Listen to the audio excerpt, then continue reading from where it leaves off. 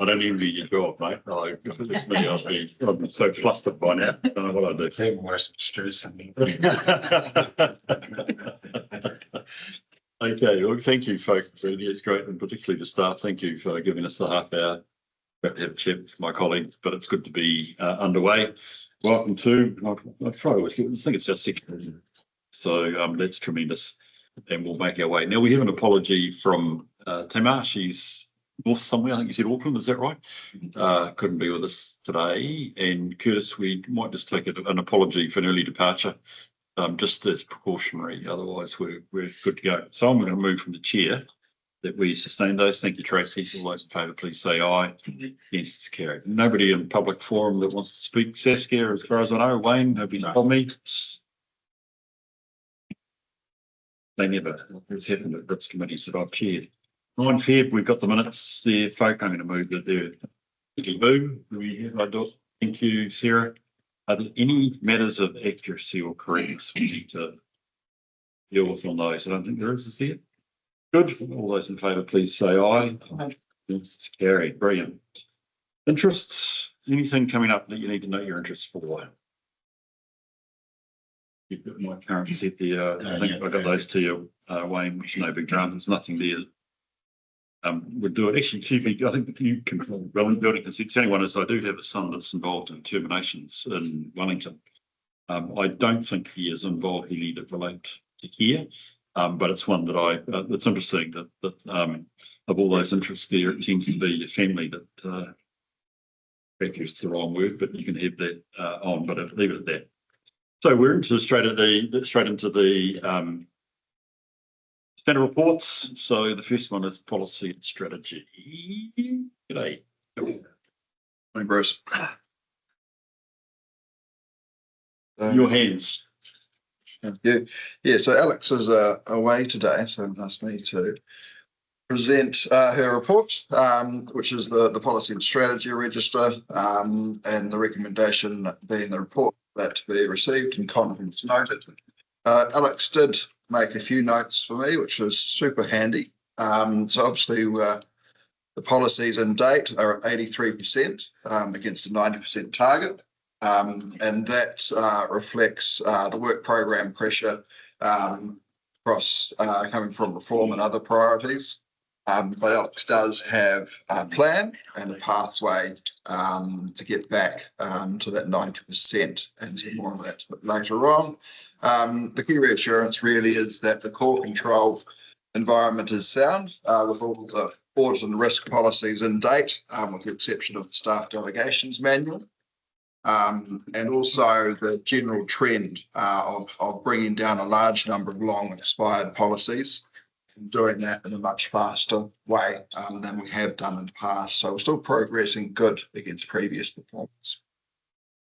Though I guess the issue that for those in the report, as you might have noticed, is that we still have some policies that are out of date, with a reasonably large proportion sitting in the planning and infrastructure category. But Alex is feeling pretty confident there with the roading policy in its final stages, and hopefully coming to the next meeting. And Alex has the ultimate goal of having those up to 100% by the end of the year, which is great. Also noted, there was 2 new tables that have been included in the report from last time Audit and Risk met. But flagging for the future, Alex would welcome your thoughts on the long expired policies, whether the Audit and Risk Committee would like to sort of add another sort of a gatepost in there for them to be reported against. Something that you would welcome your thoughts on that in the next meeting. And essentially what Alex is planning on doing to get those back to 90%, she's got a list of policies there that she can see not needing substantial change to, that should be able to be turned around and renewed pretty quickly. And that's pretty much everything, but welcome any questions, and I'll do my best to answer. Or you've been sent in. No, that's fine. Or take accurate notes and come back to you on that. No, that's fine. I appreciate that. And thank you for being here. It's great to have cover. Colleagues, some questions for Nikki. Yeah, I've got a few. Yep. It is quite concerning that we've got some really key policies that are out of date and significantly out of date. And I had a little bit of a concern that we're trying to chase this 90% as opposed to prioritising the ones that are key to be put back in place. I mean, the CCTV ones and things is all well and good, but you know, we've got some really big policies like the staff delegations one that is so much more important to be done as a level of priority. And I know we try and meet certain targets, but I'd rather see some of those key policies in place as opposed to working on something else that takes staff time away just to reach a target. Yeah. That's my thoughts on that. Yeah, and that's a fair comment, I suspect. The just on the staff delegations one, so there is a process in place in the meantime, and that staff delegations is not far from coming back to or risk of getting adopted. So can talk a bit more to that because it sits within my group. So what we're doing is a fundamental review with Duncan, who's just stepped out of the room. Oh no, Duncan's there. So going through and doing a proper legal analysis of the delegations sort of as a foundation block. And then once Duncan's done that, which is hoping to by the end of next month, is to then take Duncan's work and Wayne will lead this with Amelia, is to then redraft delegations, check them with the business, with the idea that we bring this to the September meeting. And in the interim, as Nick says, there is still a process. Obviously, we've got the register of delegations that comes up to the council table, and then we still have written approval as delegated by council for Peter to approve the delegations. And alongside that, once we know the delegations are right, Amelia will lead this piece of work and put it into loco delegations. And what that will enable is, particularly for new staff, say a new regulatory manager, they can just type in their job title in our system and it'll come up with what their delegations are. At the moment, that's quite a full process. But as Nick says, definitely it's key priority in my group and has been raised by council before that, the concern over the delegations. Is the upcoming local government systems improvement have any influence on that? Not off the bat, it's more around delegations like under the Reserves Act, or the Government Act, the rates, thing like a rate. So you need to, and another council a few years ago got in trouble with staff. It's something national in that regard. So top of my head, and actually maybe Duncan can speak. Do you think the systems is put a bill on Amelia? Maybe not off the top of my head, but maybe we should look into check. I don't. Yeah. The only comment I've got about the delegations generally is that allied with the necessity to ensure that the warrants to council officers are legally issued. Evidence gathering that doesn't have a legally valid warrant be any value in any prosecution. So that's allied with the delegations review. Take a note on the systems improvement bill. Where does the staff delegations manual sit vis-a-vis the financial delegations? All combined. Yeah, combined. Yeah, So it is yeah. How out of date are they? I think, in all honesty, they've probably been out of date in the 8 years I've been here. So it's been an evolution with the delegations. It really was with the appointment of the council. I have been concerned about our delegations, whether we have got them right. Yeah. And it's just that it's what you don't know. So I don't know if that's maybe saying that out of date isn't accurate, because we're always reviewing the delegations. Usually brings up the register of delegations to council when there's amendments and stuff. But I think it's more that fundamental review to make sure there's nothing historically that we've been delegated that we shouldn't, particularly around things like the Reserves Act, the RMA. With on Duncan's advice, we have made some changes there. So yeah, I think that's more it, is to make sure what we've got there is actually. Just to add to that, not the two distant past, we did a bit of a review and we had just our executive restructure of delegations around the Reserves Act, things like that too, just make sure it aligned with job titles and things. Yeah, I mean, look, I asked it because I think there's a couple of things here. The sort of perhaps the thing of the meeting is really admirable. We have all the policies up to date. It makes a lot of sense. I think the sort of, because the question goes back to your table, you're suggesting Alex likes feedback. Is actually when we're challenged, because some of these we just haven't had staff resource to get to something. Looking at it corporately, we would think it important that actually we know what are the which ones should we prioritise, because they're not all, all policies are equal, but some are more equal than others. Mix my metaphors. So, things like, I know we're going to talk this probably later on, Saskia, the privacy policy may have more important about not being up to date than some other of the policies that actually we might be focusing on at the moment. So I think if there's a lead we could give you, it's I don't have any trouble with the 90% or the 100%, whatever it is, that's fine. But I don't think that the percentage should be, which I think is your point, Tracy, should be at the cost of actually doing the ones that we really need to have. I think that's perhaps the point we're making. What is it that we really need to have? So like I take your point, staff delegations stood out there, and we're going to see that at the next meeting. That's great. But actually, what are the other ones that we should be seeing at the next meeting? That's the critical thing from I think our perspective. And so going forward, that'd be something that would highlight in the report coming back to here in terms of just the prioritisation. Yeah, that'd be great. Any other questions? Yes, Sarah. Financial reserves policy is one that's out of date in there. Given that we're throwing lots of money in the pot from sales of various things or whatever, and where's that at in terms of review? Because that's a published policy, isn't it? That's it. Yeah, and that's definitely been one that this committee has raised before, and we are working on that as part of the rating review, and Paul can talk more. The LMP. Conscious that is out of date, but there are significant changes that we're proposing. So we propose those changes in that informed basis of developing the policy. So things, And it's underway. so, Yeah. Sure.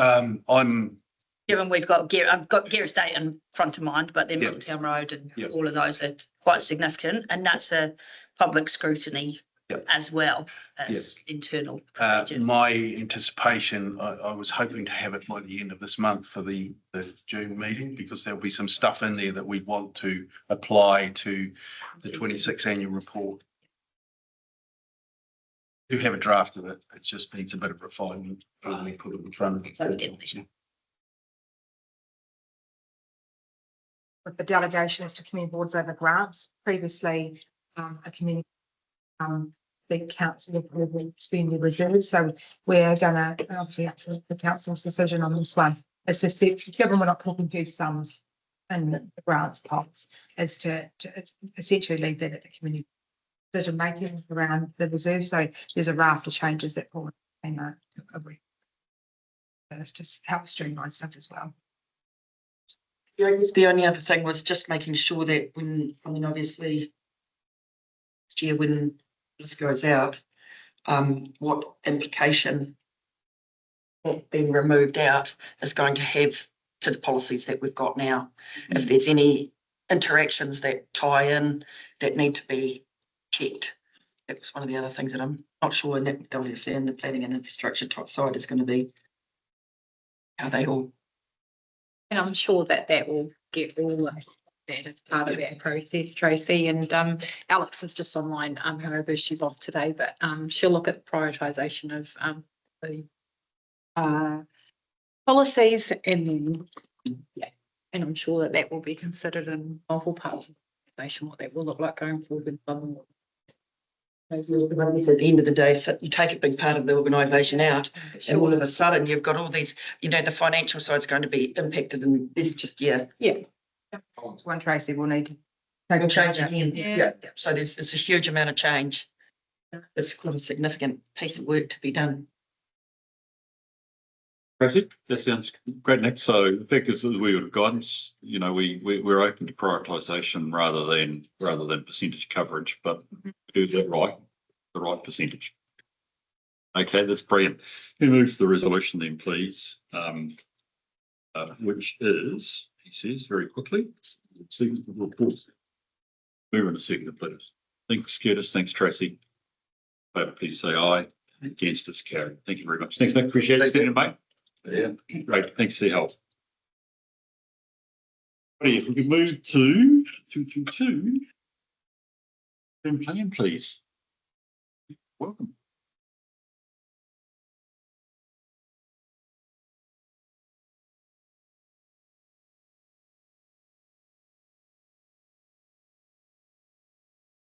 Oh, yeah. Thank you. I haven't been to this board before. So my name's Billy Charland and I'm the corporate and strategic planner, working on the LTP. So I'm here to give you a short update on where we're at with the LTP since we last gave you an update, which is way back in February. And I just wanted to note, before I get into where we're at with it, that we did go to a Taitoara seminar on the LTP planning earlier in the year. And interestingly, they described this as the LTP of hard decisions, which they thought was going to be driven by the three water separation, affordability pressures, and possible rates capping in 2029. And they said they thought this reinforced the need to prioritise and clearly communicate the impact of investments. So that was that seminar. I thought it was interesting. It was probably my first foray into LTP. In April and May, going back to the LTP and what's been happening here.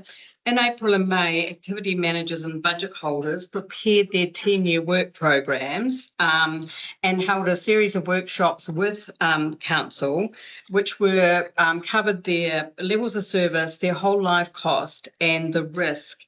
And these were presented to council in mid-May alongside matters that were raised by the community board. Then a decision paper from us. At that process, council was able to give a direction, and then the team presented to council for their resolution for their absolute direction on that's the wrong word, but for their direction on what should be budgeted for. This happened in May, so this has happened since this paper was produced. That was happened in the end of May 27. So that's where we're up as far as working or presenting to council. Now we're moving to the budget stage. So those decisions that were made by council are now being budgeted for. Budgets opened in April and they will close in a couple of weeks, in June 18. And so then obviously finance will start working on what that looks like. Rates workshops have continued through April and May, and this will be publicly consulted with the community in July. Now I've included the high-level time frame, what we like to affectionately call the bird in your pack, and we're on target at this stage. So what will happen over the next sort of 3 months, a lot of the focus will be on the financial side of the LTP, but bringing back to any council workshops, bringing back any presentations we may need. And then, sorry, I've lost my space here. So then by the next update to yourselves in September, we'll be well on our way to understanding what it's going to look like. Do you have anything else to add on that? No, other than, we are on track. By the end of the year, we will be delivering a consultation document and a draft LTP to council, and that will go to audit in January. And so I guess the next part is the RAID log, which is also attached. And so that's risks, assumptions, issues and dependencies. So we've reviewed that. There is a new risk on there relating to central government reform, which dropped in just before papers were ready for this committee. And that risk that's been added, so that's LTP 17, and it's just sitting at the second highest there, does have the potential to impact a lot of other risks on that register. As we move through that process and understand that a bit more, we might see some change on the register and some increasing risk there. The assumptions that we have, we're still working to, and the one issue that we have added relates to the water services strategy audit. So that's the overlaying of that audit with our audit consultation document and draft LTP, which we've not heard anything at this point from OAG or Taitora on what that will look like in terms of what's required from us to that audit process. And our dependency, our key dependency that we had noted was the annual plan 26-27 budget finalisation needed to happen before we could open LTP budgets, and that all went swimmingly, and that annual plan will be brought to council at the end of this month for final adoption. Thank you, folk. That's wonderful. Good questions for the team here. Yeah, Curtis. Might be for Paul as well. Being the first LTP I've entered, I find it, like the question, why is the financial strategy not set ahead of the LTP so that when we are in the LTP decision making, we know the parameters that we're trying to operate? So Traditionally, the council hasn't taken that approach. It's always taken the approach, build the budget, see what it looks like, and then whether that's acceptable to be the fiscal envelope that they work in. We did present in terms of the financial strategy at the last set of workshops around balancing the budget, because that's really important from, I think, from the council's perspective, to move away, for argument's sake, from relying on land sales to be doing that. So we are looking at how that might impact rates and affordability. But I guess to answer your question, it's always been asked, do you want the fiscal envelope first, or do you want, let's see what it looks like? And we've always looked at the, let's see what it looks like. I guess the risk with that approach is you mold the financial strategy to fit your LTP. Exactly. Yep. And in my mind, in business, and I know council's not business, but it's the other way around. Yep. I absolutely agree with you.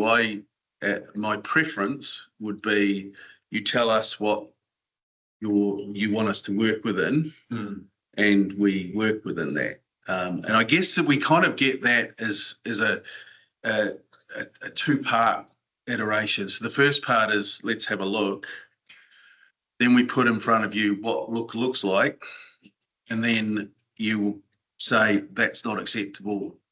Go back with a X percent and this level of debt, this level of rates rise, and the likes. And that's the second part of what we need to do. But it's really, I think it would be useful, and I have talked about this and advocated for this, is that tell us what we're operating within. Yeah. And then let's operate within it. But the other side of that is some of the stuff that you might want to do gets missed because it doesn't, it's not as important as, and let's just say that the envelope is 4% rates rise average. It might not meet and come in under the 4%. So we don't bring that to you because you've given us a target. So I think there's a. But if the band was sufficiently wide, my point is at the moment we don't have a band. We don't know what we're shooting for. Well, I guess My perspective, that's, I don't that's know what correct. we're shooting at. That's correct. That is one side of it. The other side of it is we're providing services to our ratepayers and we think that this is what they want. So this is what it might cost. So I guess you still do get to have a look at, heck, that's too high. And then you have the go away and cut the cloth. And we think that we could do without this, this and this. And we can come back. But I agree, we don't have And to that point, I probably think we put a lot of pressure on everyone to come up with these outcomes. And we could probably circumvent some of the work being done and being thrown out if we had the parameters in place to start with. Agreed, but the council. I know, yeah, it was a genuine question. Yeah, and to be, it's a decision that the council's made, not necessarily an explicit decision, but what we've done in the past, and we have allowed, put everything in, see what it looks like, cut it back if it's too much. Yes. So it might be a question for you, Pity. And on page 33 in Q2 of this year, the financial strategy is in action. 3 weeks left. Oh, Sorry, just matching the page numbers. Yeah. And your action table. yeah, Yeah. it is in there. You're right. And I can't give a good answer.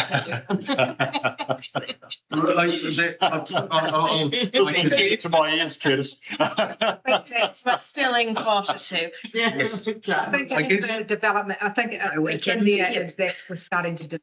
It's not completion of the financial strategy. No, But but I guess where I sit is my recollection has been nothing come to us for input on development of it. it's later.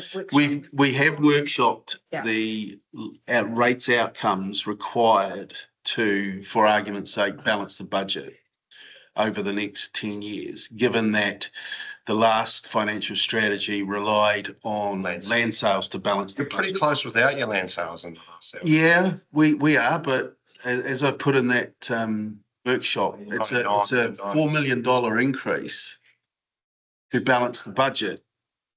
Now there will be things that you will decide that you don't, for argument's sake, you may not want to fund all of the depreciation on some of the halls that you earmarked for divesting.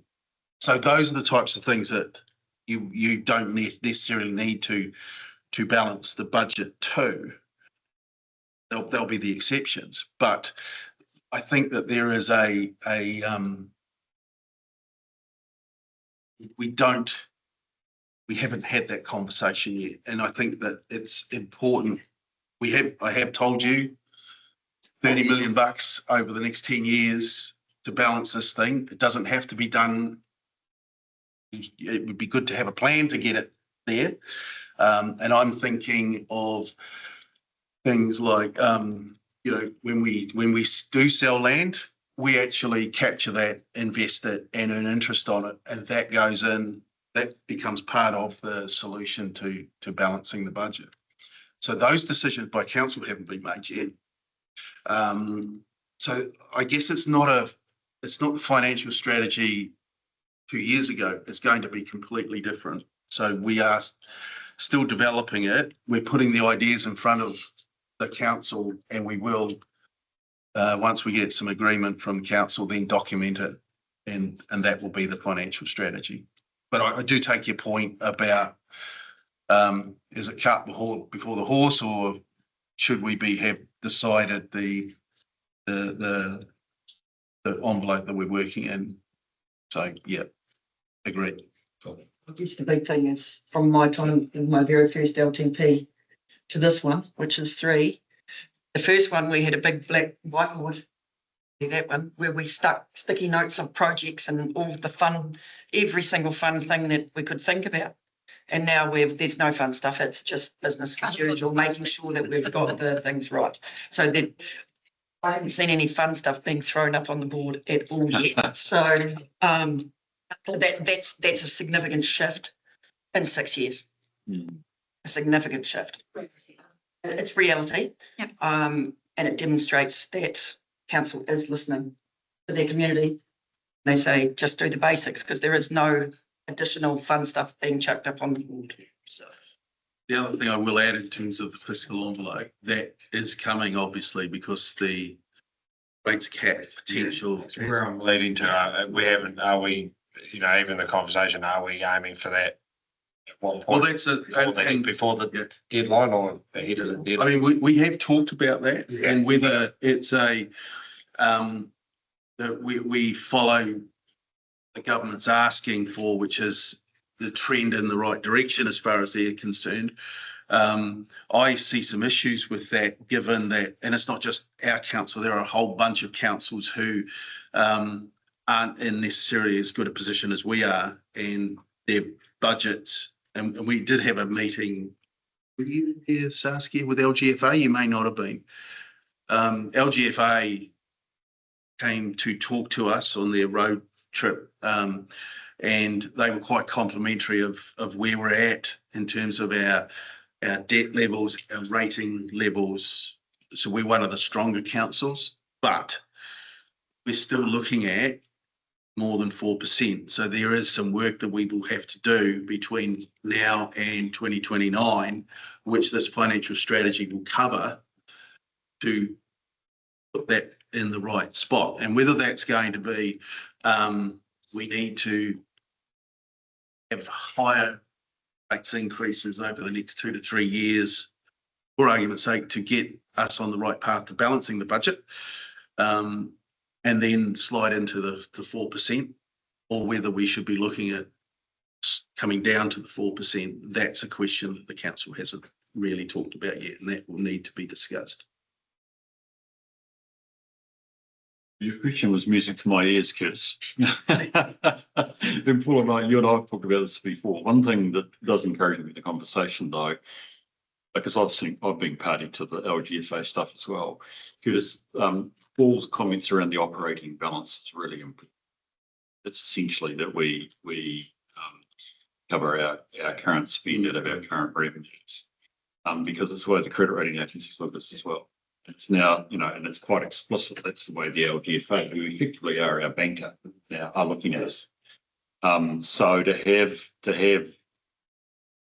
a sense of what are the strong assumptions that you are dealing with, and I hear you talking about land sales, Paul, for instance, or indeed you want to hit 4%. I don't know whether it would be 4%, we might be 2% because it's 2 to 4, isn't it? But you know what I mean? Yep. If we want to hit 4% by 1 July 29, which would be a sort of a de minimis position to be in, if you want to follow the current direction, they become really important parameters in terms of your financial strategy, because at the end of the day, they'll be the thing you've got to firm up on. So the more you can have the conversation now around what's influencing my operating balance and what are the key assumptions, you're going to be the better off of having that sense of, I think you used the word, what's my North Star, what's my guiding pole here in terms of strategy in the long run, making those decisions. I think as you increasingly, particularly as you get through this period now, I presume with your budgets, Paul, you're going to be wanting to have that conversation more and more about what do these numbers mean for the operating balance. Yeah, I won't divulge the number. But 33%. Just after the discussions with you guys around and what you resolved the other day, on the 27th, the number, just for that, I know, is not. You don't. Yeah, we've done did the basics, add up on paper, and it's. Yeah. Yeah. So that's where I'm going with it, is a lot of that stuff. If we'd had a strategy or a North Star, we could have been harder at that point in time. Things perhaps. I do come back to the point, though, that the decision still needs to be made by the council. Yeah. I don't necessarily think that it's a valid thing if it's important. If the team thinks it's important, we shouldn't be making those decisions whether it's in or out. Yeah. I think the council should still make those decisions. And as we said at the last workshop, or no, it was actually the last meeting. This will come back again and you may have to have another cut at it if if the rates are going in a direction that you don't want them to. So I think that it is important to put the key stuff in front of council, because you may want to make exceptions to your perception around what your financial strategy is. Much prefer you guys make that decision than the staff make that decision and it not comes to you and it was really important to you. So that's my view on it. Appreciate the question. Any other questions on paper here? Millie, thank you. You mentioned the risks. I take it. Look, I totally accept the ones that are difficult. They all are low. And the target risk is low. Current risk, is high. I was just wondering, was anything around internal delays, key person dependencies, staff workload pressure? We already talked about staff workload this morning when it comes to policies, post-water strategy alignment. Are there anything around those that need to be raised for us as a risk committee? They're all really valid. I mean, I don't have any trouble with the risk per se. I'm just wondering, is it, they are high as the residual risk or the current status you've put them. Is there anything in particular that we should be aware of and discussing today? I think the big one is between now and the next audit and risk committee, we will start seeing even more pull on the same people to look at central government reform and what's kind of being thrown at us in that space. And the Southern Waters stuff is starting to pick up as well at the same time. Everything's kind of landing right at the same time and will hit those key person dependencies and the staff workload pressure.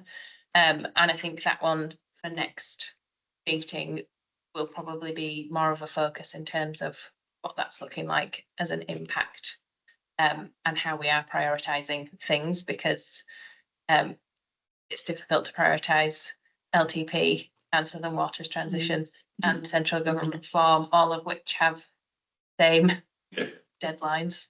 And Paul will have the annual report as well, and the auditors walk in the door. It's all consuming. And I don't mean that critically, it's just reality of life, isn't it? We throw 2028 in there, which has been, who knows what could happen. Ron mixed all of that, which could derail everything that we're working towards right now. So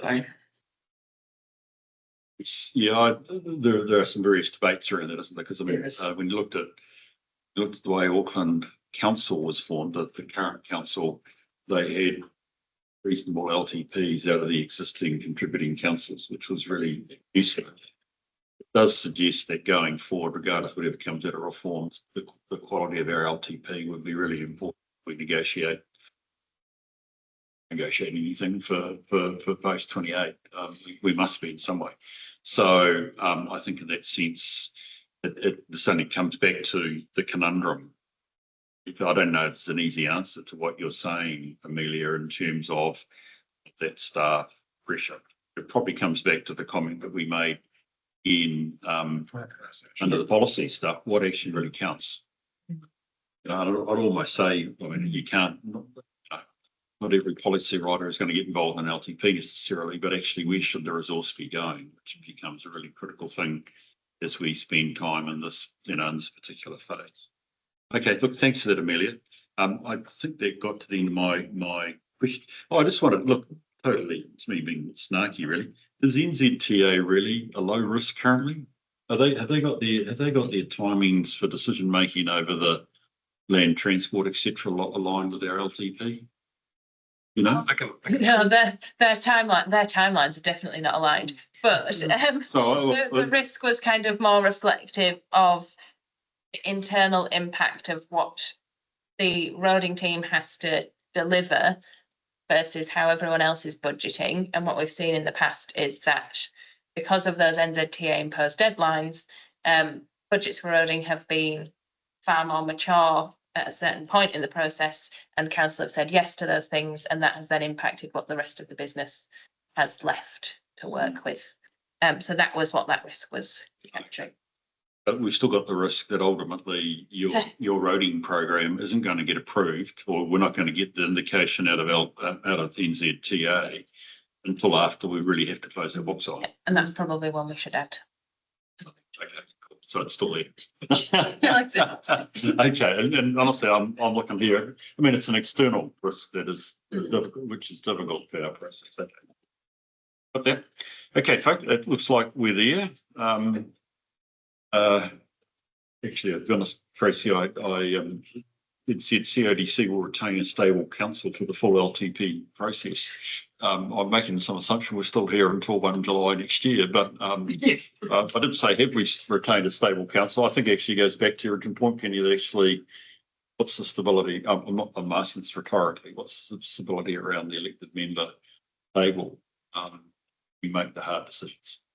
I see this as actually exactly as Taifara said, an ultimate hard decision. I think you've hinted that already, Tracy. But actually, compared to post-it notes and grand plans 6 or 9 years ago, it's quite a different feeling this time around.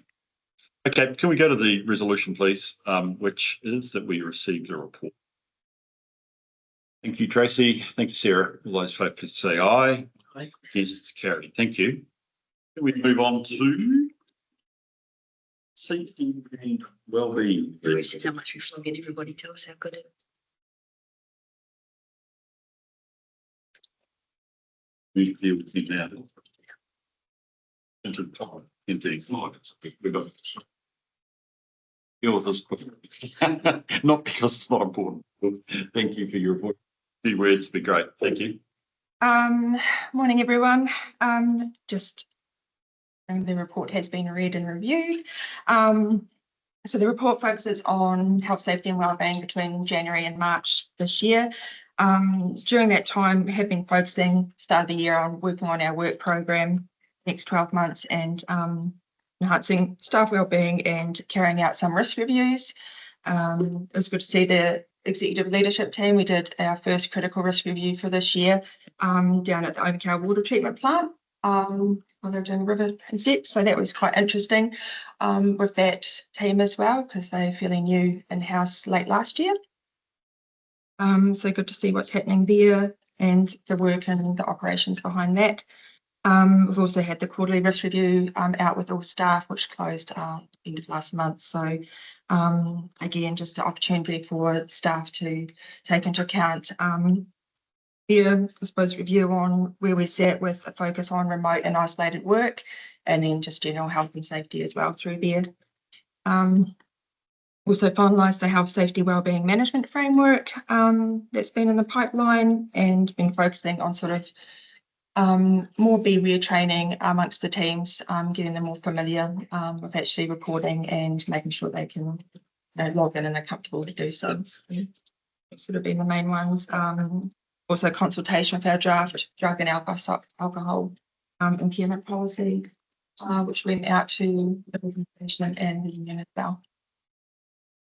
Yeah, that's great. Do we have questions for the legal and legal? Yes, Tracy. I've got one just in relation to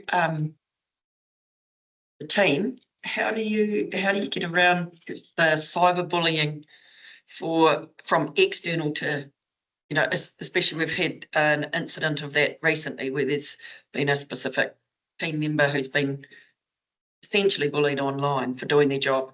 Yeah, it is a hard one to navigate, especially when there are a lot of keyboard warriors out there, and social media is one of those things that we, a lot of staff do struggle with, especially, take things to heart as well on what's happening and passionate about the work they do. So, yeah, we do have obviously a EAP program in place, and we sort of remind people they can reach out to that as well, or if there is something happening, we will reach out and get them to contact that team also, just to touch base and check that everyone's doing okay, and to help put strategies and things in place as well to manage that.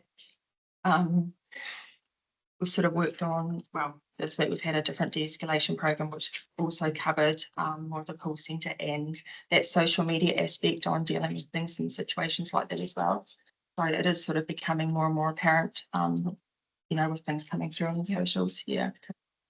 And it works, Tracy, and with obviously with comms team at the moment too. So they keep in mind and keep us alerted.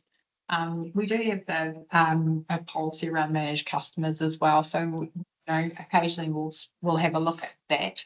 And see if there's anything we can do. But with social media, it can be difficult to, as Anita said, people warriors. But the main thing we focus on is that support the team members throughout this happening. And Tracy, any other questions? No, just a couple from me, please. Can I just say firstly, I think really organised, but what I'm the I'll tell you went out and did these observations. I presume it might be, it feels like it's part of the regular program, but that was cracking to see that in terms of the broader obligation on officers around the health and safety. And so, but I was really thrilled to see that. I was just wondering what your next critical observation should be, because I think you've got something planned, which is really great. I was wondering about the pool. The pool I mean, we always look at the aquatics and it has its challenges and I mean, they're well and truly that way. But it seems when I was reading this and whether my eye just was attracted to it, this report, it seems to be our critical risk in the sense of a general environment. It's not just, we've had a couple of significant accidents there, if I've got it right. It's the sole place we've had aggressive actions in the last reporting quarter sort of type thing. Is there something, are we doing enough is really what I'm perhaps trying to ask around our general environment, because it's featuring in the wrong end of our stat set. That's not to say that what they're doing is wrong. What I'm just trying to say is, have we got as organisationally enough focus on what's happening in aquatics? I think there's been a lot more focus, and having the additional pool this summer, I think, and the restructuring of that overall team to sort of reprioritise that focus as well has probably been really good. Also with the increase, I know what you mean, but you know, over the summer pool months and having that additional workload with the team coming through, there was that increase with, you know, seeing that extra incidents coming, whether it be first aid, but also the lost time injury being unfortunate as well. And then, you know, summer pools as well, you've got more kids coming in and being a little bit more behavioural wise, not listening, that kind of thing, and getting to sort of, there is sort of, I feel that it's been definitely with this new structure, it's probably good to realign the focus on different areas. And I think a point to note with pools, and this is led by Carly, the aquatics manager. She has always been very supportive of health and safety and leading that within the pools area. And they are very, very good in, you know, registering incidents and hazards and so forth. They're probably our strongest team out there. So there's that, we keep a balance of perspective within that. So it absolutely is one of those things in pools that we are aware of, that it is a high risk area. But in saying that, pools are absolutely excellent at health, safety and wellbeing, registering hazards and incidents that come through. You can add some more to that as well. So our pools, the growth that we've seen in the last sort of 3.5 years is around about 30%. So our admissions into all of our pools have gone from about 90 to 125,000 per year. Our swim school that we have, 3 years ago, we had about 1,100 people in the swim school. We've got just under 3,000 now in there. And just Anita and Lou's points, it's always really good to have the support of this table as well. And one of the things that we did do, just as we've gone through that pretty immense growth, was our aquatics team is a little over 60 people, 60 kids, from casuals all the way through to full-time staff. So some of them are swim teachers that might do a few hours a week, right through to obviously our aquatics manager. And one of the challenges that we had as that has grown is that we did need to look at the structure, and that got completed in March this year, I think it was, wasn't it? So we now have the aquatics manager who oversees the entire team, and then we've moved to an operations manager, almost like a sort of an old school kind of chief of staff kind of thing. And then we have a swim school manager, and within the operations team, we have supervisors across all of our pools. And so we had a period where our team leaders would operate 5 days a week, 7-day cycle, and they had no handover period or anything like that. And so the structure that we have now, we sort of operate a 7-day roster with 2 supervisors where they have 2 days of handover together, and they alternate doing weekend shifts and things like that. And then we've moved to a specialist role. We've had some challenges. All of our pools operate different plants, and we've had some challenges being so relentless to any specialist maintenance people. We've generally either got to fly them in from Christchurch or up from Dunedin to manage some of our things. So the last part of the restructure was having a plant manager who essentially learns and understands the day-to-day of our plants. And so it has been, as we've grown and the community has grown and our offerings have kind of grown, we've had to sort of move and shake with that as well. And obviously the addition of the new pool, we had some awesome learnings down there too this year. Been good too. So, yeah. It's been really great. And to another point, and also Bruce, is that we've done a critical risk review probably about a year and a half ago, maybe, through the pools, and it is one that we keep our eye on because of the that level of Yeah, and look, it's more just not a fascination and understanding. I sort of course realising from what I think David said before, your aggression isn't necessarily just from adults. Can I ask how young? There's one in there that's early teenagers, 13-ish. Yeah, okay. Okay, thank you for that. Any other questions for folk? It's really helpful. Again, if I can just go back, well done to the ELT. I know there'll be a lot more people in the organisation that are running health and safety as well. But the fact we've got a wee leadership in the top, I just want to endorse that. It's great to hear. And in the right phrase, Saskia, keep it up. That's wonderful. Right, I think we're here to receive the report. We're going to move into thanks, Sarah. Thank you, Tracy. All those in favour, please say aye. Those against, it's carried. Is Mike ready? Sure, Mike 5 minutes early. We've got a chance to do another week paper in 5 minutes. Well, let's get it tight. It takes a bit more than 5 minutes, doesn't it? 7. Can we do the insurance? Insurance. Can we do the insurance while we wait for? Oh, it's you. Sorry, of course it's you anyway. Thank you. Yeah. So we've got the auditors coming here, and the Mike's coming in about 5 minutes. So we will try and get them done in 5 minutes. Thank you.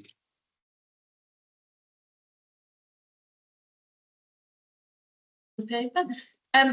So we were asked to have a look at what insurance looks like in general across the organisation, but specifically around infrastructure insurance. So the paper sort of outlines what we've currently got in place across the organisation for insurance policies, and also discusses what we do not insure or cannot insure. So we don't insure bridges, footpaths, roads or underground infrastructure, as well as things like playground equipment and green spaces.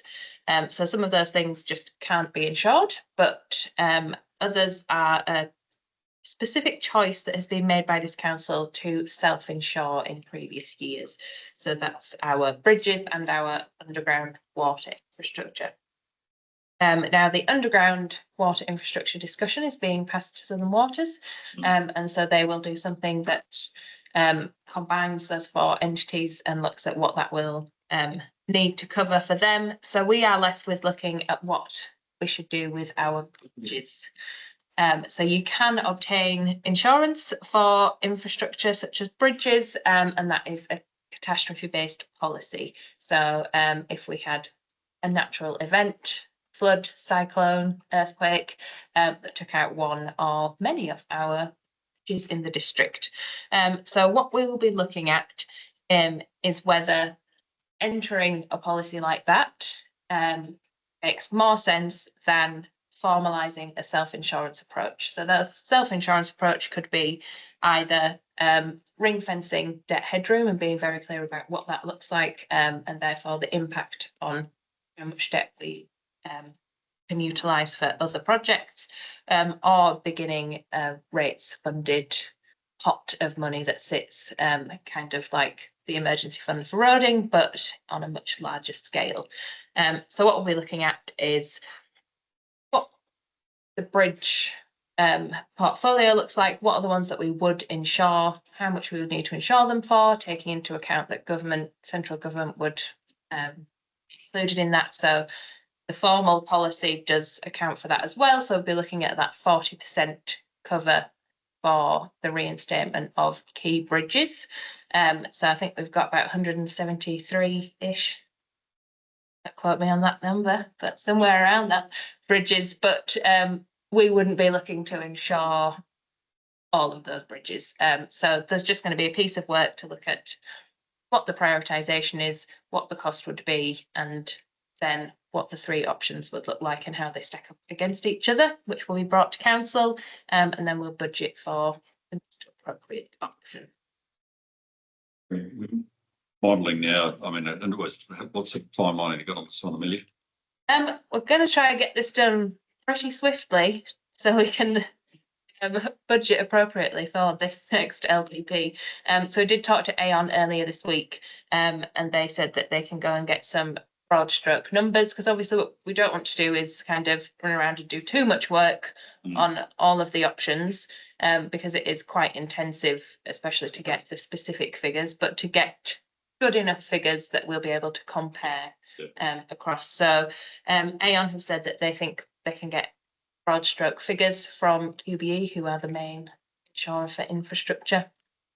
And we already have like the portfolio of bridges and what our gross replacement cost is. So that piece of work isn't. As well as that against our bridge strategy, where we have the matrix around which bridges would prioritise replacement over some bridges we're considering divestment or basically looking at length of detour versus how many people use and that sort of thing, so we can take a proactive approach if it does around what an appropriate level of cover is against our approach to replacements regardless. And I mean, this may be too detailed because this is what you do with proper modelling, but you'd also model what would be the nature of the catastrophe and what is the likelihood of, I mean, it's not 173 bridges that would necessarily. Yes, so you. Well, I mean, would AFA take out all 170? You don't know. You don't know. But I mean, it's a risk estimation process, but you won't be doing that, right? That's what you're So we won't be going into full detail, but that might come into some of the conversations. So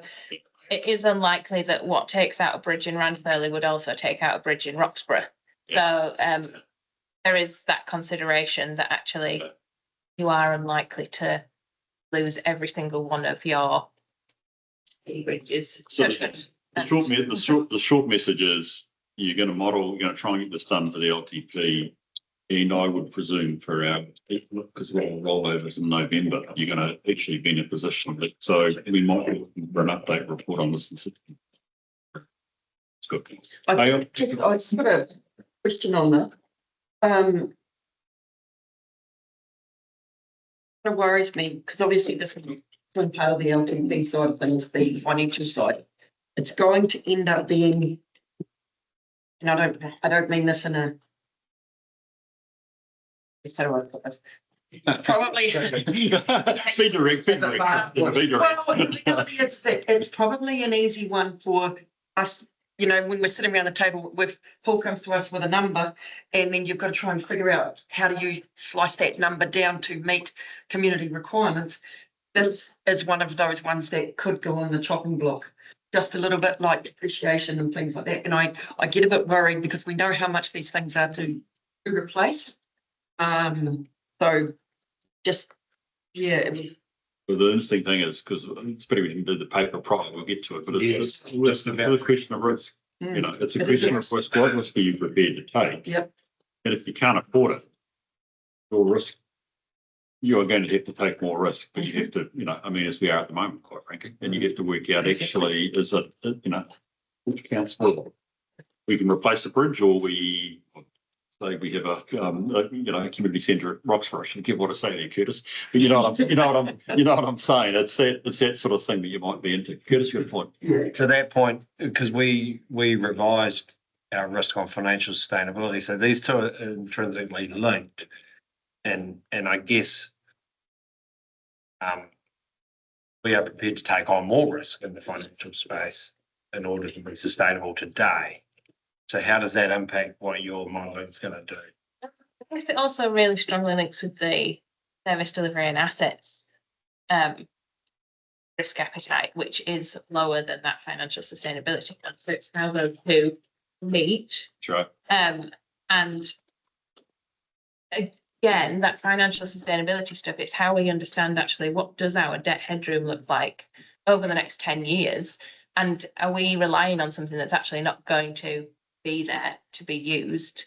So we say, oh, we're going to have debt headroom, it's okay. But actually we've built a 10-year program that eats into that to a point where you actually can't use it. It's all back to the financial strategy should lead all of this. Because actually in the previous financial strategy, we've chosen self-insurance as the option. We've chosen self-insurance, but we've not formalised that in any way. No, I know, but it is the guiding principle for our insurance policy that we would self-insure these things. The importance of the modelling, it'll be telling you if you want to, and it may be that we're in Tracy's position that you can't afford it. If you go back to at least the working assumption around the financial strategy, which is a balanced budget or the operating budget being break even. It may be that actually our only strategy is to have debt headroom. But actually, does our financial strategy actually bank it, if you will? We sort of say, oh yeah, debt headroom, but actually, how much have we got sort of that we're thinking, oh, it'll be debt headroom, and all of a sudden we make our decisions over here that don't deal with it. So you've got to start, but I could think. Horrible, right. I'm in agreement with you that actually the strategies becomes really important as you make that decision. That's really good. We're going to get an update on this in September, which makes a lot of sense.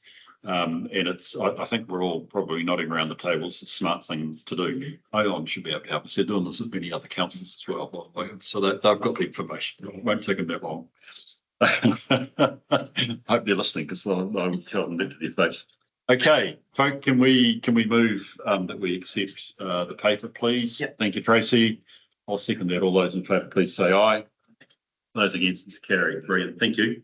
Righty, now we probably get Mike on board somewhere nearby. Yes, yep.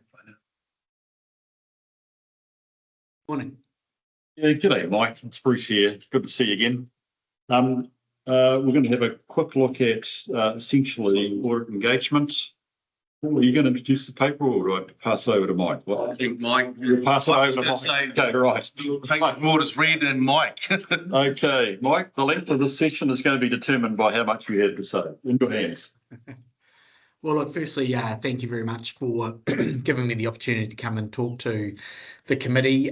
We've got a couple of papers that we have tabled, one of which is our engagement letter, and the other is our proposed fee for the audit of the 30 June 2026 financial statements. I guess just going back a step, the committee will be aware that I have now been appointed auditor for CODC, and that's replacing the previous Audit New Zealand engagement.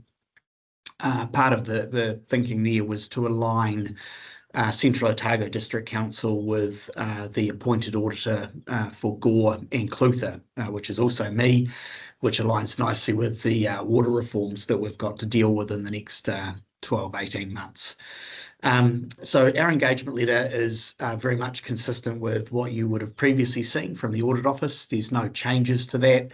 It covers a 3-year period from 30 June 2026 through till 30 June 2028, which is normal to have a 3-year term. So that has been tabled. Probably the one just to comment on in a little bit more detail is the proposal around the audit fee. So we have inherited or stuck with, I guess, the tabled hours and cost estimate from Audit New Zealand. So those hours that are included in our proposal are consistent with what Audit New Zealand has previously tabled to the council and committee. We have adjusted that for an inflation factor, which is given to us by the Audit Office at 4.2%. So that's the only adjustment to the underlying fee. I would just point out, though, that there is a movement in the level of disbursements. You'll see that as an increase relative to where that was previously, and that just reflects the fact, being our first year of engagement, we have anticipated or planned for being on site, perhaps a little more than has been the case from your previous auditors. I think it's important to do that, particularly in the first year, as we get to understand the council, and particularly sensitive to the fact that the next 12 months will involve an audit of the financial statements, an LTP process, and the execution of a water entity. So, important that we are there working with management and build that relationship as we get into that next 12 months of work. So hence there's a slightly increased level of cost associated with that by way of the disbursements. But perhaps I'm happy to pause there and then offer the committee the opportunity to ask any questions of those documents. Thanks, Mike. Now, Mike, so I've been incredibly rude. I've made the assumption everybody knows you. Have you met the committee before, Mike? Did you talk to us No. the last meeting? No, I think this is the Well, I've first been meeting I've incredible. attended. Sorry. Tracy, Curtis, Sarah, I'm sorry that you won't have met Mike. Mike and I have already spoken at least twice about the Central Otago District Council, let alone the fact that he and I go back a wee way now. So sorry, we should have been up front that Mike has, all as he said, has come on board. Mike, you've got as you said, you've got Gore and Clutha. I think do you still do Queenstown? It doesn't matter. No, I've stepped off Queenstown, but I had a 6-year rotation on Queenstown. I've done Environment Southland and Southland District Council as well. So I've got a reasonable sort of history of local government. So look, I just endorsed my agreement that it was a good idea, that I thought from the Auditor General that they would have sort of make it a common amongst one auditor, particularly based around, dare I say it, in this case, Southern Waters. And it's great from my perspective, that we've got Mike on board, and I've met a couple of times with him, and I think also with Saskia. So I'm very comfortable with this. So again, engagement and fee. Got questions or comments folk would like to raise with Mike? Just a question, it's Tracy here, Mike.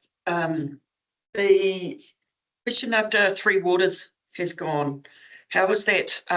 Because the community gets quite a big shock when they see what the audit fees are. And how's that going to look when Three Waters is gone, and how much interaction is there going to be required? I mean, I can imagine there's a bit at the start, but going forward, how's that going to look from a cost perspective? Yeah, good question. And look, we would like to, well, we would expect that the fees will come down, obviously from a council position. Clearly the Three Waters assets and, valuations and all the related issues won't sit with council, on a go forward basis.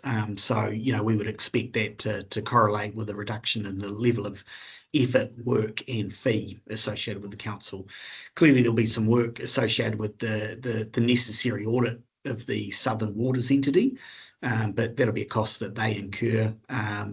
Look, we haven't had any sort of detailed guidance yet from the Audit Office around how that will be played out. I mean, it's obviously a sector issue, but we are pushing them to try and answer some of these questions as best we can, because I think, going into, LTPs, where councils are being asked to take a 10-year view, some of these questions are very relevant for, being able to form that in an informed way. So, as we become aware of it, we'll pass that back. But certainly the expectation is there will be some downward adjustment to reflect the fact that the water assets will transfer out.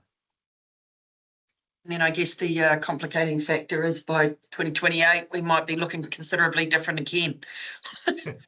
Indeed. Might.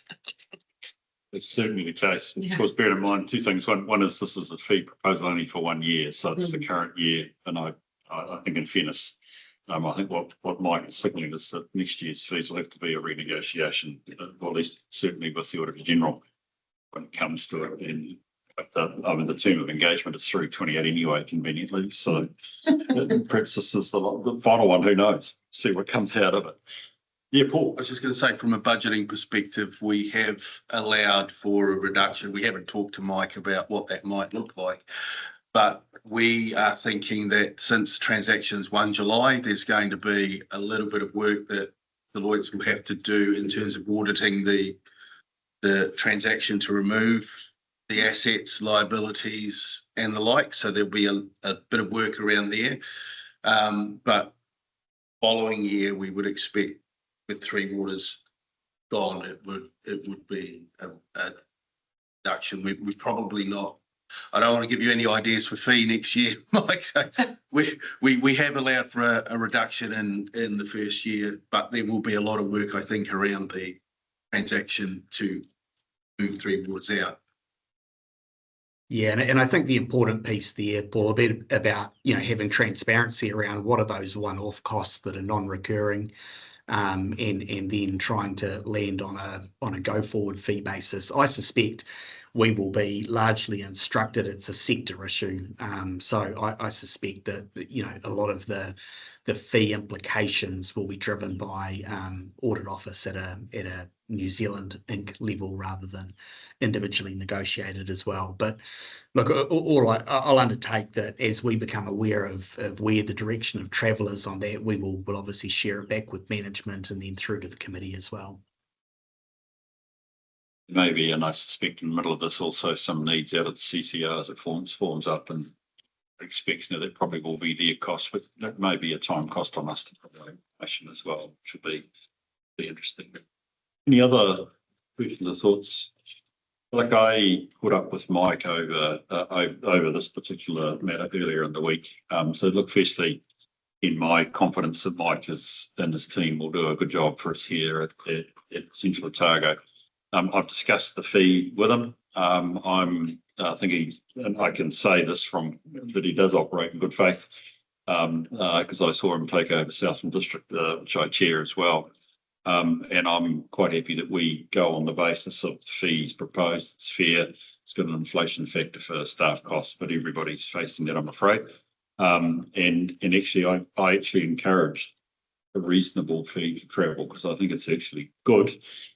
Despite you might think you're different, Paul, but in order to be on site and being able to talk, chat, deals with issues a lot quicker. So I'm very comfortable that the fee allows for a reasonable level of travel. So with that, I'm prepared to move the motions. I just need to check one thing though, Saskia.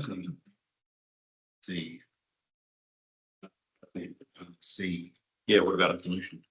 I think it should be recommended to council as opposed to authorised. I don't think we can. Well, I think we could make a recommendation because normally that would be signed by the mayor. Yeah. So I don't think I'm comfortable whether it's a recommendation to council or whether we authorise the mayor to sign. We have the responsibility for the relationship with the auditor.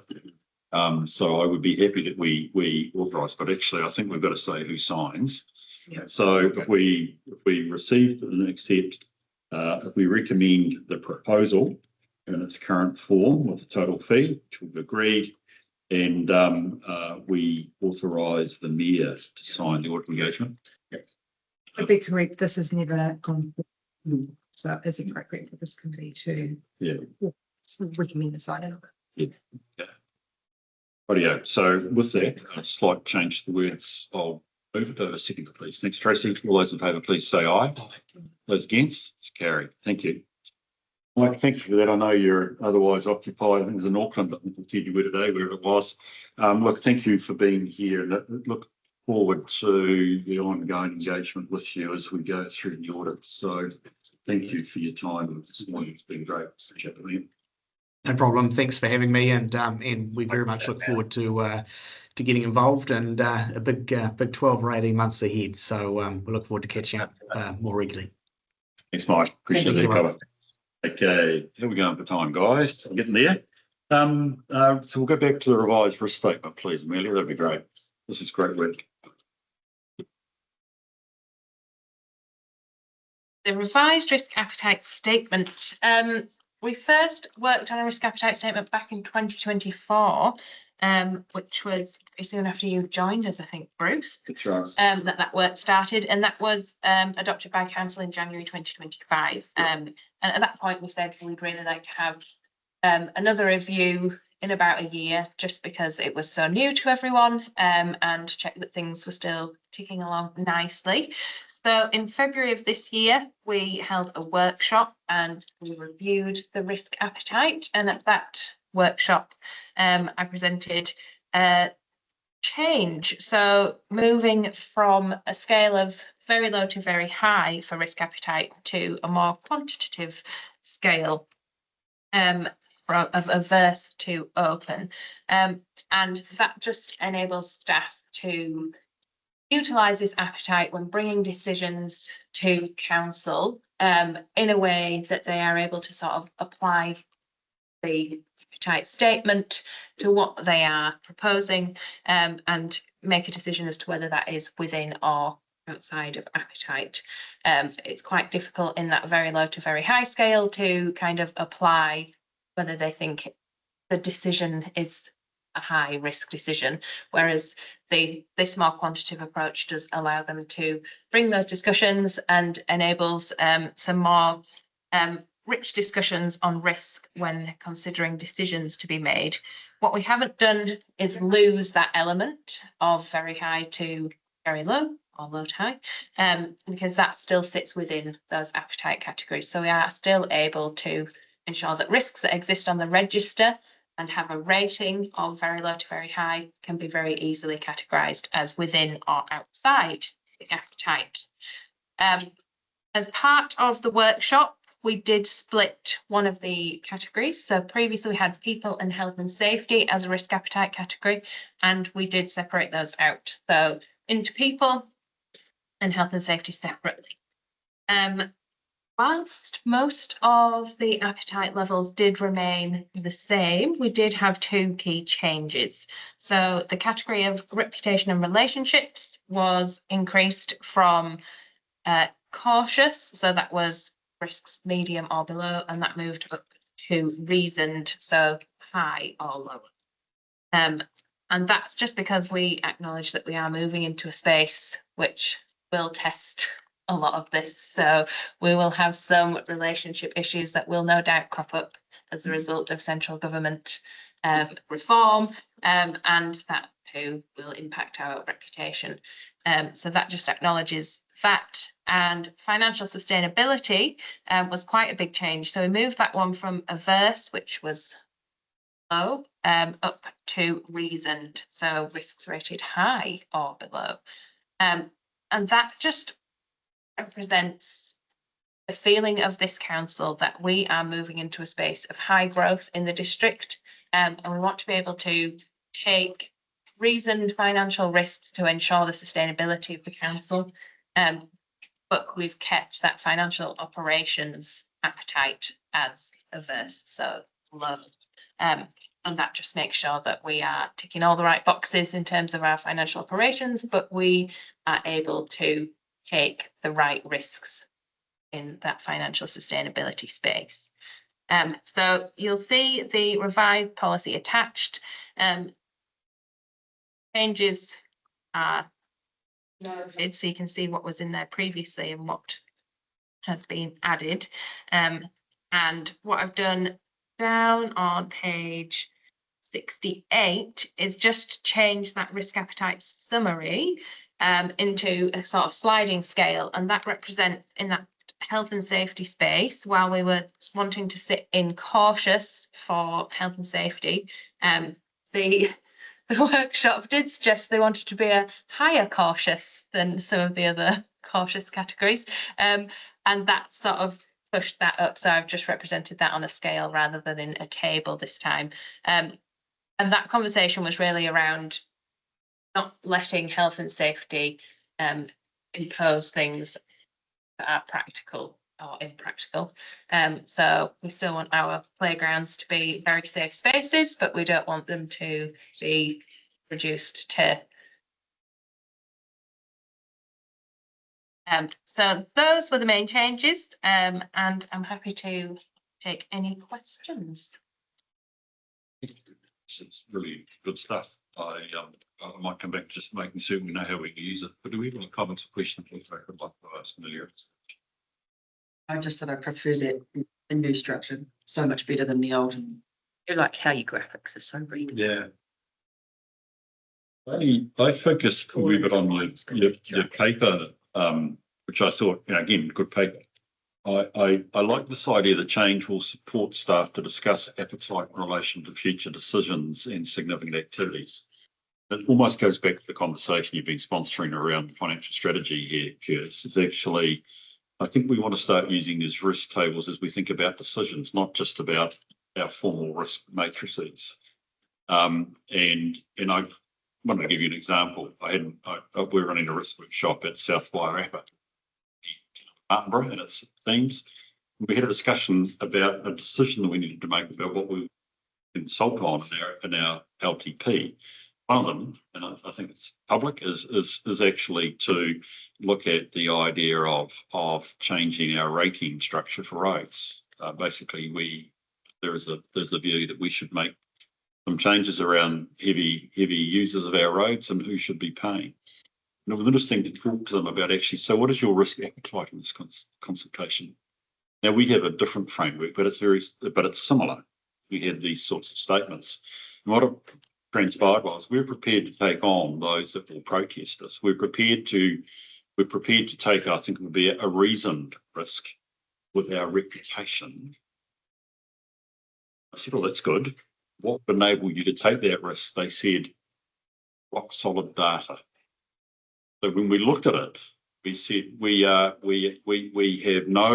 not prepared to take any risk quality of the data we have to base the decision on. So while we were reasoned, we were, I guess in our words here, cautious about the data. We then had a conversation. So how do we meet that test of being cautious? Do we need more staff? What do we do? Well, actually, we've agreed we've got a specialist doing the work on that one, because the argument is we can take a reasoned approach around our reputation as long as we have got the right data to be able to put in front of the community. We'll wear it. That was just using these risk tables, very similar, but slightly different words, in ways that enable us to have a constructive discussion, but actually what really counted. Going to be interested when we have I would like to ask a question. What's the difference between financial operations risk and financial sustainability? So financial operations is really that bottom line stuff. So Paul's team would be fully in that financial operations space. It does also include things like the potential. Are we making sure that we've got controls in place that will prevent fraud? That our books are balanced. That when we do our annual report, that the auditors are not finding incredible errors. So that's that financial operations space, and the sustainability is what does our future as a district look like? And if we were still here in the current format in another 20 years, have we made the right decisions today that will enable us to be in a good position a few decades? One of the things that I think we will be challenged is you make the hard decisions of the LTP, that some of these don't necessarily easily sit together, and I think you've hinted at that. It actually comes into what I call them the risk appetite trade-offs. That financial sustainability is going to come under pressure from the risk appetite I think we've got around, for instance, asset capability and security of delivery. So we've still got the words to be able to use around what we want to do around our assets, and we've got where we want to be with our financial sustainability. But it doesn't mean to say they're easy bedsides, and we're going to have to think about we've already done that this morning. The trade-off is going to be, do we insure our bridges versus what does it do to operating balance? And for one, your reason, for the other, you might be, well, we get to work out. But if it's asset based, I think we said we're cautious here. How do you match those two? But at least we've now got better terminology and understanding around actually how to have that today. So I like what's happening. Right. Any other questions you've got on this side? I think it's great. But I think you got to live with it now. You got to use this every day at your decisions. The ones that we use at South Wairarapa and I use elsewhere, I said actually let's go old fashioned. Put that table on a piece of paper and laminate it. Have it on your desk every time I you was meet. just about to say, that exact thing. That's If right. payment printed out what we did Because on the risk side at the start of the year, that needs to be sit alongside. It's going to be the exact same Yeah, I thing. know it's a bit old tech, but it's actually, we should be referring to that as you make a decision. Well, particularly these LTP related decisions. It's really important. You've got that sort of. Just have it on RHP next. can't Yeah. we? No HP. Well, thank you. We'll have little things all around our computer exactly. so that we can see. Sorry, Sarah. I know I'm putting this back into the 80s, but that's my. I'm sorry about that. Okay. Any other questions or comments folk would like to make? It's a really important little paper, but it opens up, I think, the whole area of risk in a much better way. So we should be receiving report and we should recommend council adopts these risk appetite searches because after all, it's theirs. Thanks, Curtis. Thank you, Tracy. I'll put the motion. All those in favour, please say aye. Those against, it's carried. Brilliant. Thank you. Great. So we're now caught up with that. How are we going for time? It's about quarter of an hour behind. No, beavering on. We haven't got Miles this next one, have we? No. Okay. So the Treasury report, Paul. Thanks, Bruce. I'm going to take the report as read. This is the March report. We are compliant. We have outstanding $85 million in debt. We did receive an email from Bancorp very, very recently, in fact, beginning of this week, which indicates that we will have a policy breach in May 2030. So Miles was recommending a couple of swaps, one starting 15th July 26, one starting 15th July 27. Given we're also in discussion with LGFA, Southern Waters Limited and the other councils in relation to debt transfer, the proposal at this point in time for debt transfer is to effectively amalgamate the debt across the council, and ours currently is about 76.4% relates to water. So close out all of those debt positions, which would also mean closing out swaps, borrowing notes, etc. I am thinking that we might put to council that we allow the breach to occur because it's only for 12 months. And I suspect that the break costs on the swaps would be, because they're pretty new, would be quite high. And given that we will borrow effectively 1 July 2027 and reset all of our swaps, borrow notes, etc. What we will propose is that the council would accept the breach for the next 12 months until we get to the point that the debt between CIDC and Southern Waters Limited is settled and dealt with. So that will be coming in the next paper, and I'm proposing that we don't actually go into the market and purchase any more swaps. And there is a risk around that, obviously, depending on interest rate movement, but I think it's probably the more prudent thing. So we'll be talking to Dave Walker from Bancorp. Miles was away and testing that theory. So happy to answer any questions around the report that you've got. Thank you. That really adds to the, I mean, I figured that was the challenge was that with water restructure. There are a number of councils, including Bancorp clients, that are running below the parameters for exactly that basis. What I sense here is each context for debt and debt transfer, or what nature of it, what is the nature of it into CCOs is different for each perspective. So I think that probably in the long run, it sounds like September, you'll come back with a paper. Yeah, yeah. So, I mean, what you're indicating to is that in all likelihood at this stage, you're going to be recommending that we breach for 12 months. We aren't agreeing to that at this stage. No, you're not. I think it's fair to say we should be open to that recommendation, given the conditions that you're saying we will face. Okay, good. I mean, given that we need to put something in place next month. Yeah. We are actually taking a position to breach. It's Okay. whether it's Yeah. for 1 month or 1 quarter or Is 1 it year. 1 year? Yeah. Okay, so yes, so we are, this is our only chance to have challenge your proposal to breach. At worst, it's going to be for a quarter.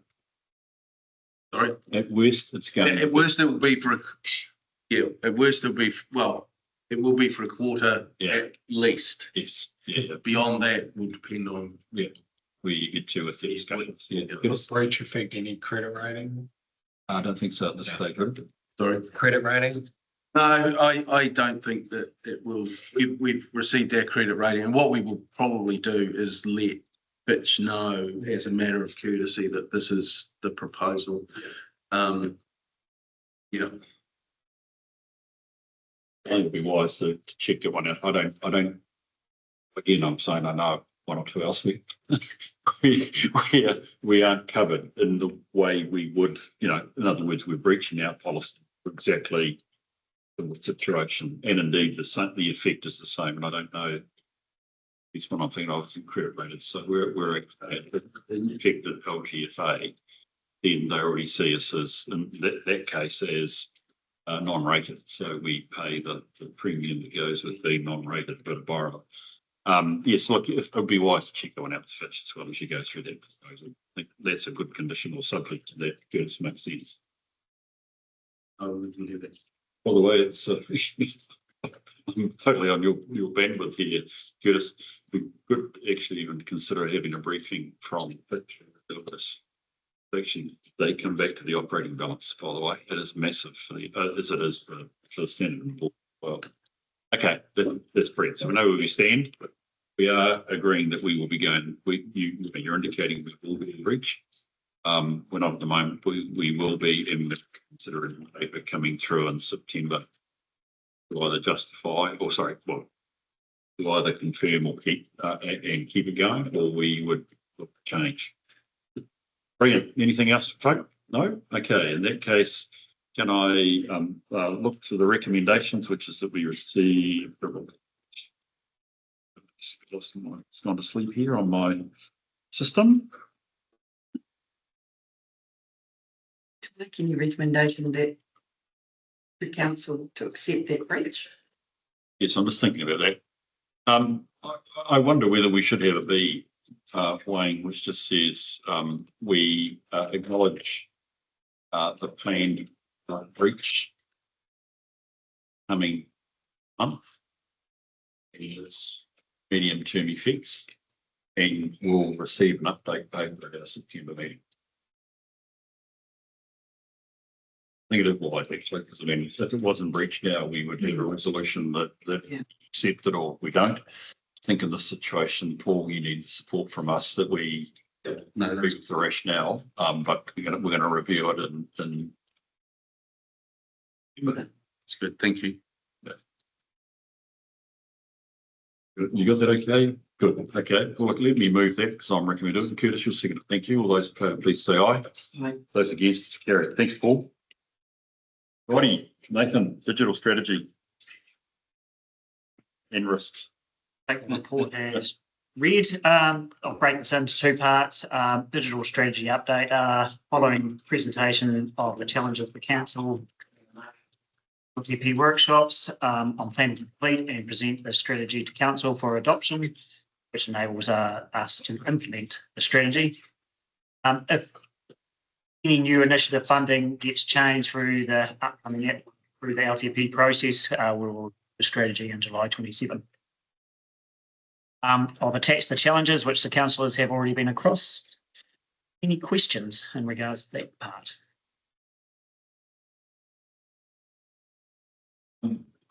So I'm just trying to understand and seeing this sort of roughly the first time, although you did brief us at a prior meeting at the broad digital outline.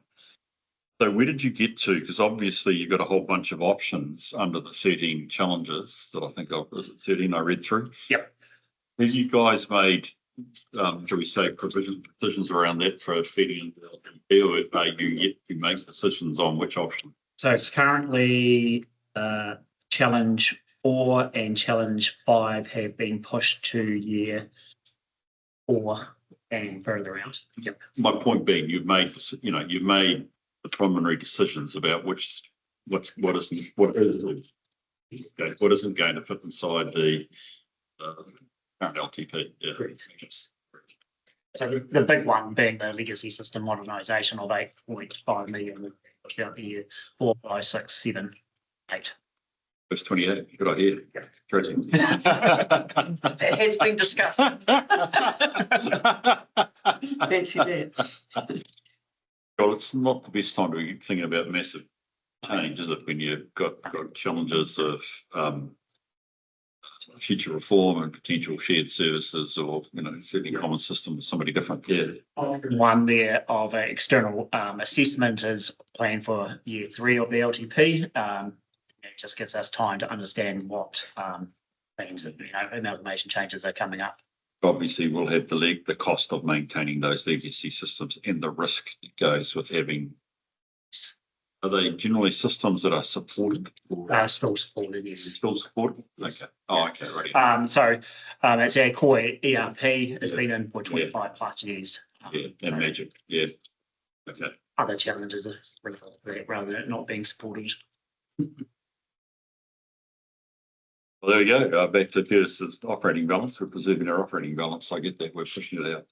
Okay. Sorry. I just said we've had a discussion today. I was looking at challenge 6, digital disposal of information, which I thought was I hate to say it, interests me only because it's a sort of as a public sector body where the record is important. This area of digital disposal, etc., is always a bit of a challenge. This was one that you've gone through. Which option did you go for? Number 3. Yes. So you followed the 3. Yeah. So and the rationale behind that is obviously the amount of personal information that we've got. Yeah.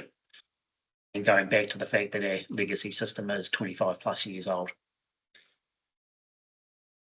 It's one of many examples. That's right. And I was thinking, and again, it seems thinking about the preservation and access of our heritage documents. There's physical documents as well as our digital documents, or is that just our digital documents? Our physical records. Yeah. So we have an archives facility in Ranfurly. It's got a hole in the roof. Yeah. And we're just trying to work through interim solution is, but working towards longer term, depending on the outcome of simplification, what a central heritage site would look like. There's a many decades ago graduate of the history school at Otago. I encourage you to look after those records. Our history is rich. So I did bring some props along to present to council at the time, just showing the state of those documents at that stage. Another story I could tell you over a cup of tea about the Nevis Cemetery Trust, but that's another story. I don't know whether you guys have dealt with that at all. Actually digitising most of our cemeteries. Working for our trust ones right now. Yeah. Look, and I was it might be slightly personal here, Nate, but the number 9, the CIO capacity stretched. Mm-hmm. I think that might be you, is that right? Great. Yeah, okay. Yeah, looked a bit taller today. What's again? We've gone with option 3 on it. Yep. And that's just to keep with pace of all the change that's happening, and AI is an example. There's many examples to try and adopt that in a pace, basically. Yeah. Okay. Brilliant. Well, that's superb. I mean, I was interested in all the other stuff as well, but it gave me now that I know that you've made the decisions, you've got a sense of where you're going as far as that's concerned, where you can't go. I think that was really my sort of key questions to understand, which obviously that we've got ourselves a strategy. Can I just check though, because I go right back up to the crossroads and you had 3 futures. Have we actually worked out which? Because I take it future 1, 2, and 3 were options or rather scenarios that you? Scenarios that I was just outlined to. Scenario are we heading for? We're sort of probably between future 2 and future 1. Yeah. Balancing it based on amalgamation. Thanks. Rightio. Folk, any other questions at this stage? You had a bit more you want to take us through the risks? Yes, so in terms of the key risk updates, I've included a table in the report and linked that to any pending LTP adoption decisions. The major challenge that we've got right now is a converged security network improvement project, which has been delayed due to a network provider unprovided a suitable solution between Alexandra and our Cromwell sites, being our 2 primary sites. Once that solution is in place, we'll be able to complete that piece of work, basically, which gives us network connectivity and internet resilience connectivity improvements as well. Another challenge that we've got right now, due to workload and focusing on other initiatives that are not listed in this in the key risk table, we are planning to delay a renewal of server storage, backup and recovery infrastructure, and also a GIS renewal. We're working through how that looks, and that will have an impact on some of the delivery of the key risk initiatives on the table as well. Things that we've been discussing today, Nathan, is the challenge of resourcing generally. Actually, in the room we had this conversation, so it'd been used for you as well.